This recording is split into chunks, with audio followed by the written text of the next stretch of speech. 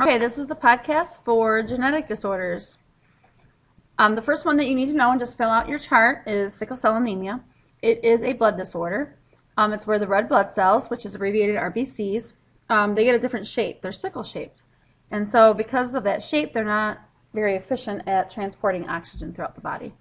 It is recessive disorder, and it's caused by a gene that's caused by a mutation in the hemoglobin. There's a picture of a sickle cell, and there's a normal red blood cell right there. And what happens is, as the blood is flowing through your arteries, it gets clogged and it gets stuck because of the shape. And so that causes a lot of pain. So symptoms, the main three symptoms are clogged capillaries, swelling of the joints, and because of the hemoglobin transporting oxygen, they get shortness of breath. These are other minor symptoms. You don't necessarily have to write these down. But also because of this, they get very tired, they have chest pains, leg ulcers, heart attacks can occur, aching bones, abnormal liver function, headaches, and convulsions. Treatment is blood transfusions. And other things to know is that if you have sickle cell anemia, you are immune to malaria, and sickle cell anemia is common in Africa. This is a picture of an ulcer that could happen. Okay, next one is Down syndrome.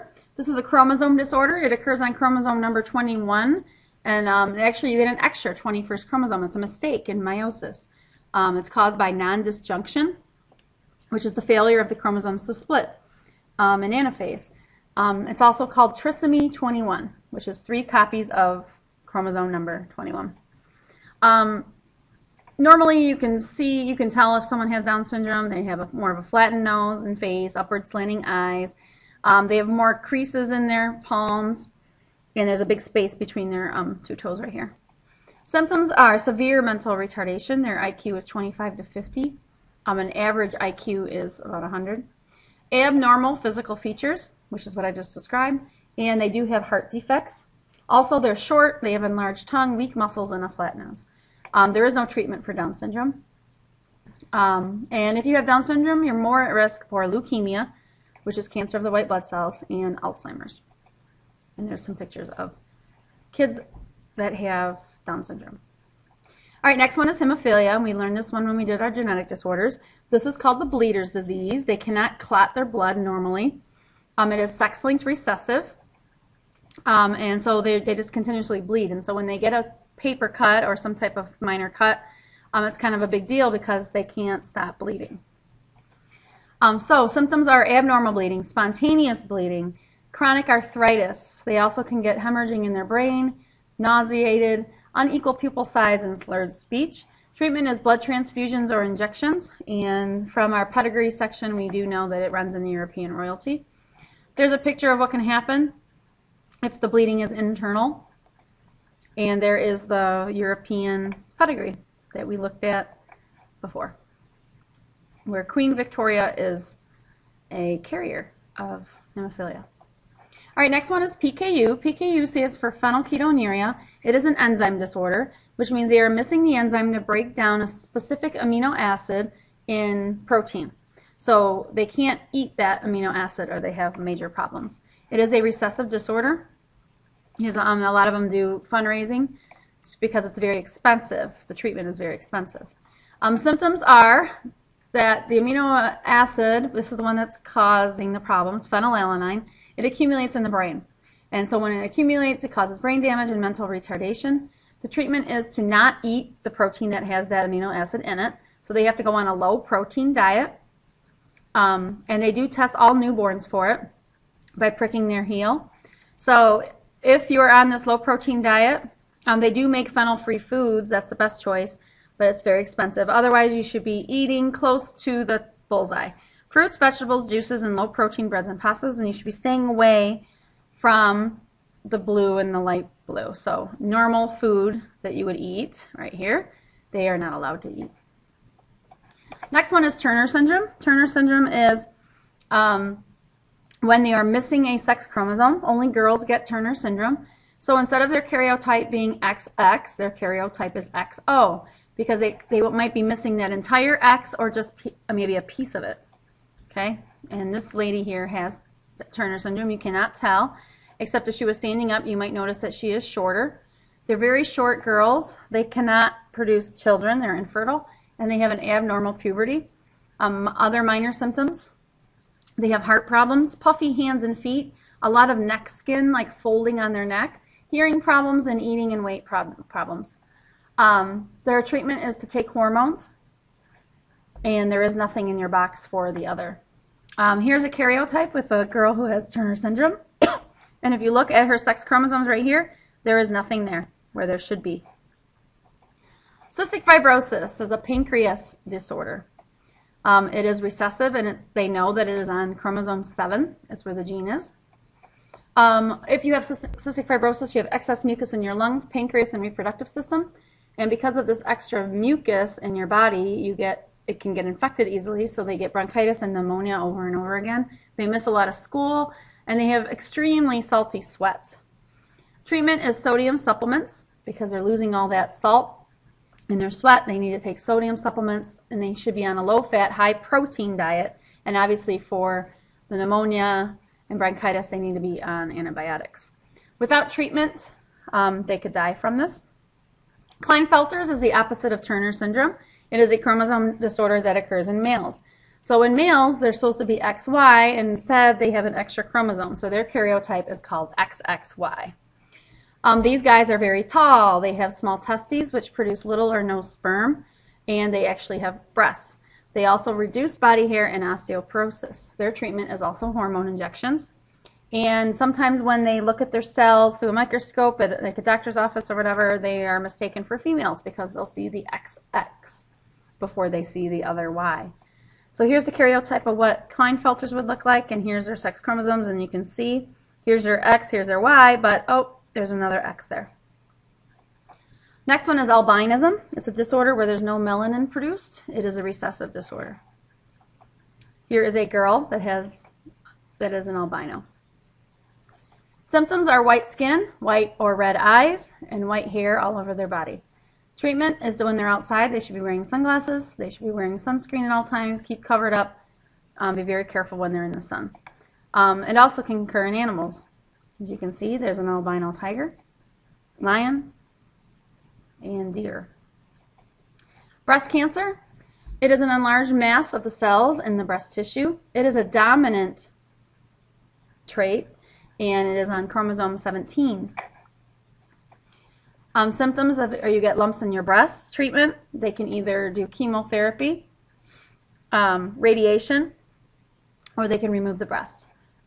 Other things to know, it's pretty common. 1 in 7,000 will get breast cancer. Next one is Marfan Syndrome. Marfan Syndrome is a muscle disorder. It's dominant on chromosome 15. And as you can see here, it causes problem, this curvature here of the spine. And so when a normal person bends over, their back is curved like this. Theirs has a little bend in it because of their spine is and muscle is disturbed. So symptoms are long limbs, loose joints, and a deformed vertebral column. Also, crowded teeth and rupture of large arteries can occur. Treatment is to wear a back brace, surgery of the spine, and have regular checkups. There is no cure for Marfan syndrome. Tay-Sachs is an enzyme disorder. It cannot break down fat in food, so they can't have anything that has fat in it, which most foods have. Boys mainly get it. It is a recessive disorder. What happens is this fat, which is lipids, build up and get stored in the vacuoles, and then gets built up in the brain. And so it causes seizures. They're irritable. They have a bigger head. They also have delayed mental and social skills, feeding difficulties, abnormal skin color, loss of motor skills, blindness, deafness, and loss of intellectual skills. There is no cure. Only treatments would be to make the patient feel comfortable. And they usually die by age 5 because they have all this fat building up in their brain. Okay. All right. Huntington's disease is a dominant disease. It's a degenerative disease. You don't even realize you have it until you're in the mid-age, like 50. And basically, it's a loss of brain tissue. On the left is a normal MRI of a brain, and on the right, you can see that the larger, lighter areas here in a Huntington's brain is loss of brain mass. They're supposed to be gray areas here, and they're losing their brain material. So it causes mild mental problems, loss of motor control, and it makes people very angry and depressed. Treatment is tranquilizers, physical and speech therapy. There's nothing else to know about that. Okay, on the side, please take notes on some certain terms here. Mutations. Mutation is a random change in a gene. It can be incorrectly copied during, interphase, or it could be damaged. There are different types of mutations. A germ cell mutation is the one that occurs in the gametes, in the sperm and the egg. It can be passed on to offspring. A somatic cell mutation occurs in the body cells, so it cannot be inherited and passed on. Skin cancer, leukemia, for example, are ones that are diseases that are caused by a mutation in the somatic cells. Chromosome mutations involve changes in the structure of the chromosome, or the loss of a chromosome, or a gain of a chromosome, as we saw in some of the disorders we just discussed. There are 3 types of chromosome mutations. Deletion is the loss, insertion is the addition, and translocation is that it got put somewhere else. A piece of the chromosome got attached to a different chromosome. A gene mutation affects the DNA. Polygenic inheritance are traits that are influenced by several genes, and there's a lot of these that you guys were talking about. Most human traits are polygenic. There's more than one gene being affected, and that's why there's a variety of the different traits like eye color, hair color, tallness, etc. One other concept is genetic counseling. Genetic counselor can trace disorders in your family and test for all the disorders. For positive things to go to a genetic counselor is that you might find out you have a curable disease, and then you can get the cure and you won't die. Negative aspects is that you might find out you have an incurable disease, and then that could cause depression and suicide. It's very expensive to go to a genetic counselor. If you find out you have a disease, employers might not hire you, might not get the policies for insurance. Gene technology replaces defective genes with healthy copies. This is a new thing out in the news now. It has the potential to help with certain cancers. Genetic engineering, genes from one organism is transferred into other organisms. Applications of this is human insulin they can make, and they can also make organs. For example, they have made an ear and they grew it on a mouse. Did it work? No, but it's an application of genetic engineering and what they can do now. Selective breeding is the crossing of plants and animals that have desirable traits to produce desirable offspring. This is how we get our low-fat beef, seedless fruits, larger eggs from chickens, better quality wool, and disease-resistant plants. Okay? Cloning is the last concept. Cloning is making an exact copy of DNA for the purpose of creating a new organism exactly like the original. We are going to watch a cloning video, so you will see the pros and the cons to this concept. And that finishes our notes for genetic disorders.